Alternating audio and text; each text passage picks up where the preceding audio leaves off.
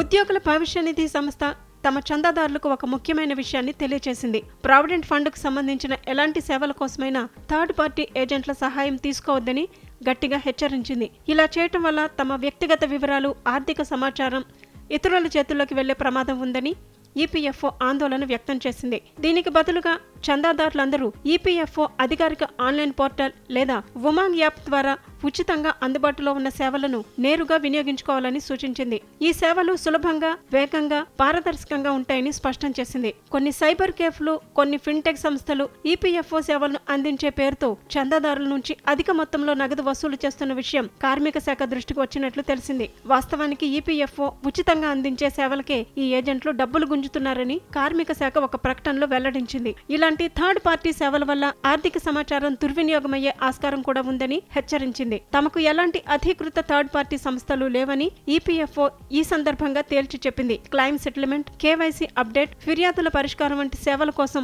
చందాదారులు, యాజమాన్యాలు, పెన్షనర్లు నేరుగా ఈపీఎఫ్ఓ అధికారిక వెబ్సైట్ www.epfindia.gov.in లేదా ఉమాంగ్ యాప్ను ఉపయోగించాలని సంస్థ విజ్ఞప్తి చేసింది. ఒకవేళ ఏవైనా సమస్యలు ఎదురైతే వెబ్సైట్లో అందుబాటులో ఉన్న హెల్ప్ డెస్క్ ద్వారా సంప్రదించి నివృత్తి చేసుకోవచ్చని తెలిపింది.